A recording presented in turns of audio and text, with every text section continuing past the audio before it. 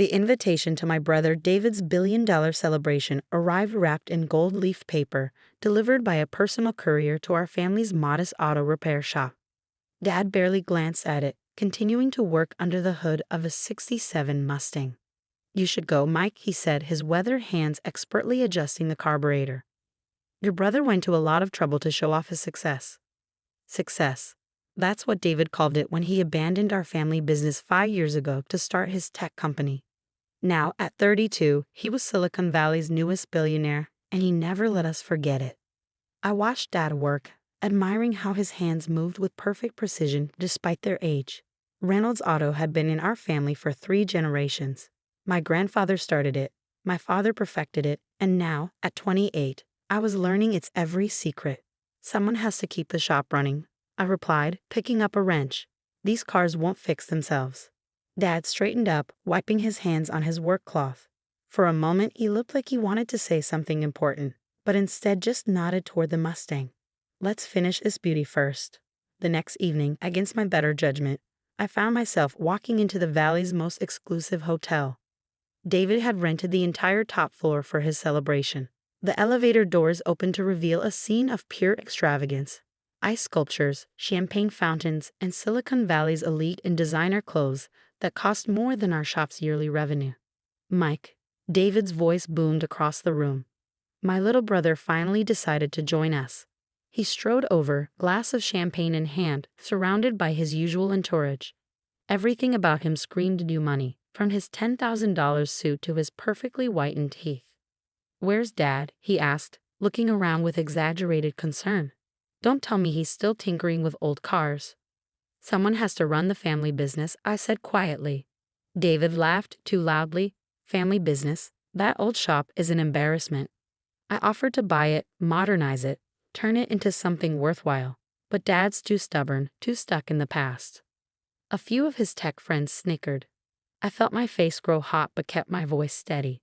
"That shop put you through college, and look how I repaid that investment." He gestured grandly at the opulent room. "Tech Future is worth $5 billion. I made more money last week than that shop will make in a century." Before I could respond, the hotel's event coordinator approached anxiously. "Mr. Reynolds, there's an issue with the payment processing for tonight's event." "Handle it," David snapped, waving her away. "I'm celebrating my success." I noticed something odd in the coordinator's expression, but David was already launching into his favorite topic, himself. "You know, Mike, it's not too late. I could give you a job at Tech Future. Something entry-level, of course. Better than wasting your life changing oil." The way he said it, like he was offering a favor to a beggar, made something snap inside me. Our grandfather built that shop from nothing. Dad turned it into the most respected auto repair business in the city. We fix things, make them work better. "What exactly does your company do, David?" His smile turned cold. "We're a tech disruptor.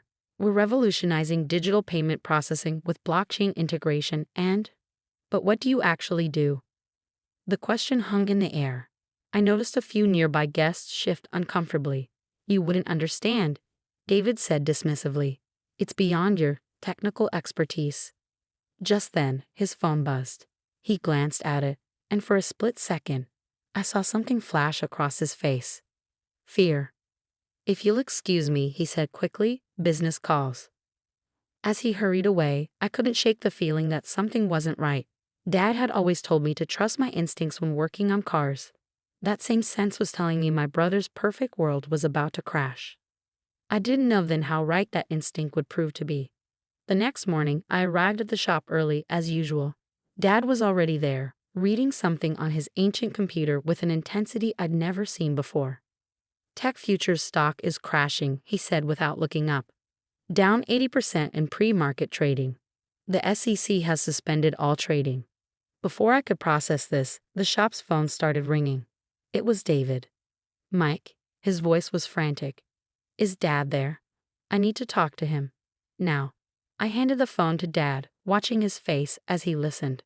His expression remained calm, but his eyes hardened. "No, David," he said finally. "I won't sell the shop to cover your margins. Not today, not ever." He paused, listening. "You made your choices. Now you have to face them." He hung up, and almost immediately my phone lit up with breaking news alerts. Tech Future CEO under investigation for massive fraud, screamed the headlines. Payment processing scheme exposed, declared another. Dad, I started, but he was already walking toward his office, a small room in the back of the shop that I'd rarely been allowed to enter. It's time, he said simply. Come with me. The office looked the same as always. Worn desk, filing cabinets, framed photos of classic cars. But Dad went straight to an old painting of a Shelby Cobra, removing it to reveal a safe I'd never known existed.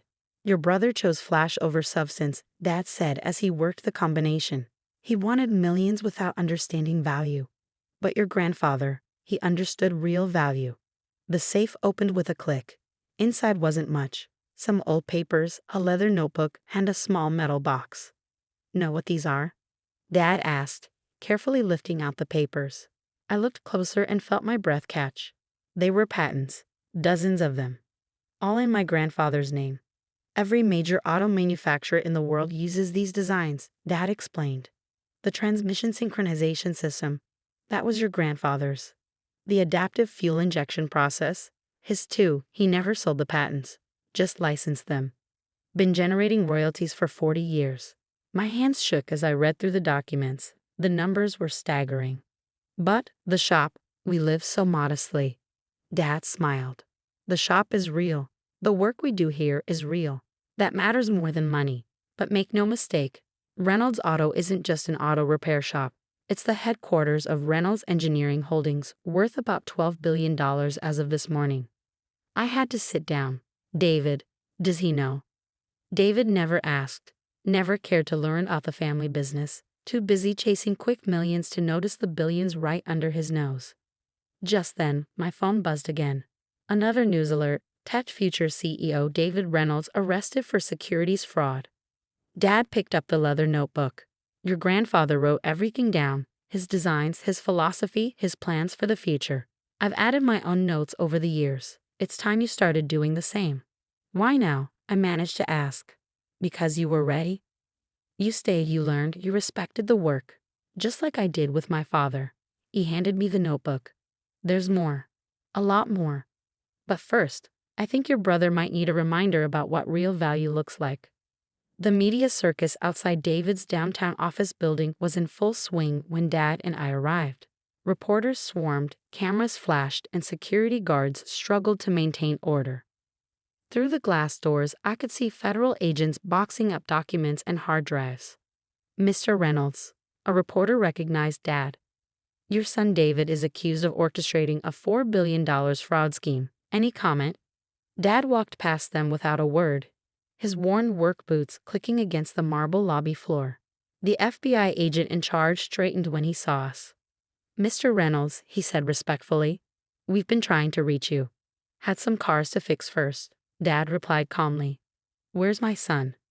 They led us to what used to be David's corner office, the space that had once showcased his ego, all chrome and glass and modern art, now felt hollow. David sat slumped in his ergonomic chair, his perfect suit wrinkled, his lawyer whispering urgently in his ear. He looked up when we entered. Dad, thank God. You have to help me. The shop, we can sell it. Use the money for bail. My lawyer says. Be quiet, David, Dad said quietly, but with enough authority that the room fell silent. He pulled out an old folding chair from the corner, the kind we kept in the shop's waiting room, and sat down. You want to know why I wouldn't sell the shop? Dad continued.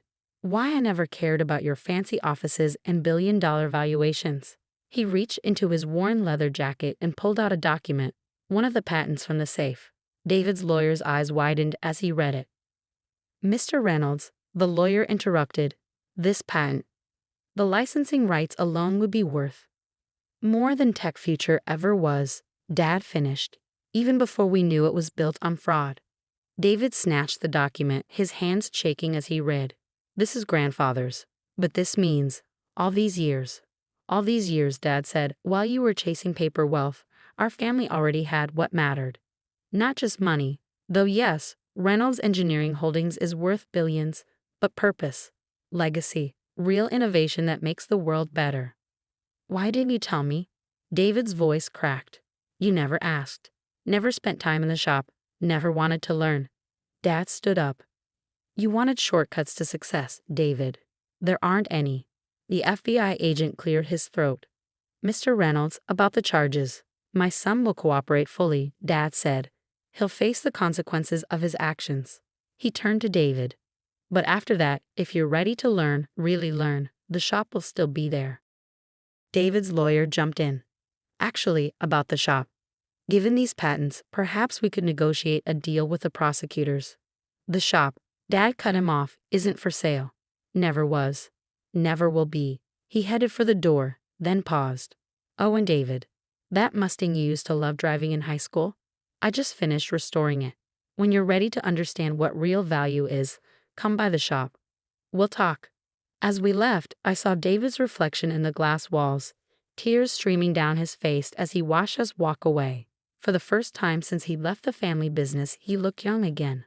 Lost. Outside, the reporters were still shouting questions, but now they had new ones. Mr. Reynolds. Sources say Reynolds Engineering Holdings owns crucial automotive patents. Is it true your company is worth more than Tech Future ever was? Dad kept walking, but I noticed him smile slightly as he heard one reporter say to another, "Wait, the auto shop guy is the real billionaire?" 6 months later, I sat at Dad's old desk, now my desk, reviewing the latest licensing agreements from Toyota. The shop was still busy as ever, the familiar sounds of wrenches and engines creating their own kind of music, but things were different now. The safe behind the Cobra painting stood open, Grandfather's notebook resting on my desk next to modern patent applications. I'd spent months studying his designs, understanding not just the mechanics but the philosophy behind them. Each innovation wasn't just about making money. It was about making vehicles safer, more efficient, better for the world. David's trial had ended with a plea deal, 5 years in a minimum security prison and full restitution to his investors. But that wasn't the end of his story. Mike, Lisa, our front desk manager, poked her head in. He's here again. I looked through my office window to see David standing in the shop's waiting room. No designer suit today, just jeans and a worn t-shirt. He'd been coming by every Saturday for the past month, ever since the judge approved his pre-imprisonment work release program. The transmission on the Gibson family's Volkswagen needs checking, I said, watching him shift nervously. Tell him to start there. David had started at the very bottom, cleaning floors, organizing tools, learning the basics. Just like Grandfather had made Dad start, like Dad had made me start. No shortcuts this time. I picked up my phone to call Dad, who was at a meeting with German engineers about implementing Grandfather's latest fuel efficiency design. How's he doing? Dad asked, knowing why I was calling. Better, I replied, watching David carefully inspect the Volkswagen's transmission. He's actually listening now. Learning.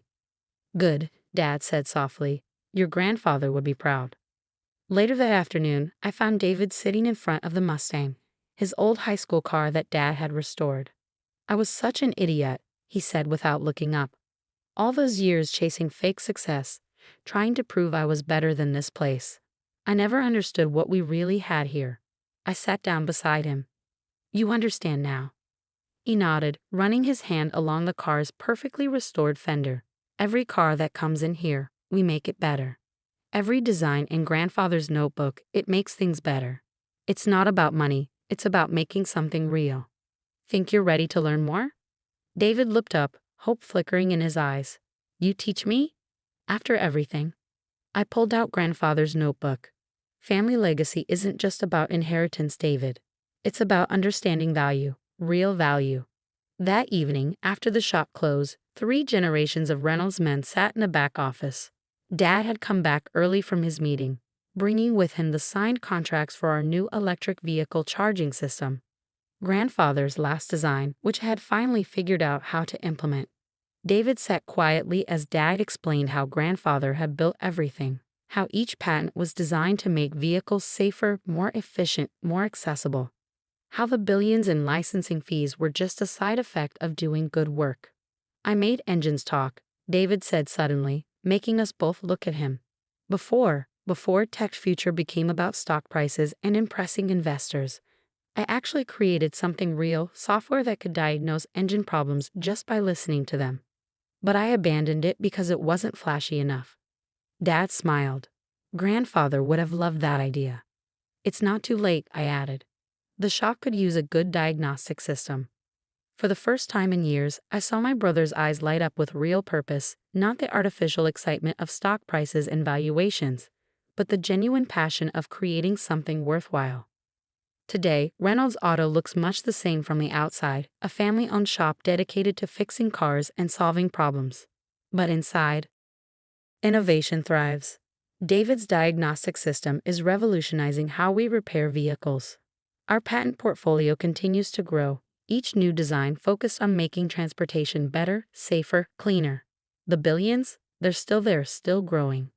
But like Dad always said, that was never the point. The real value is in the work itself, in the legacy of 3 generations dedicated to doing things right. Last week, a young mechanic fresh out of technical school came looking for a job. I watched David show her around the shop, explaining our philosophy with the same patience Dad had shown us. Remember, I heard him say, anyone can chase money. We chase excellence. Dad stood beside me smiling. Think she's ready to learn about the safe behind the Cobra? I watched her eyes light up as David explained how to properly diagnose an engine problem. Not yet, but she will be. Because that's what real legacy is about, not just preserving wealth, but passing on the understanding of true value. One lesson, one innovation, one person at a time.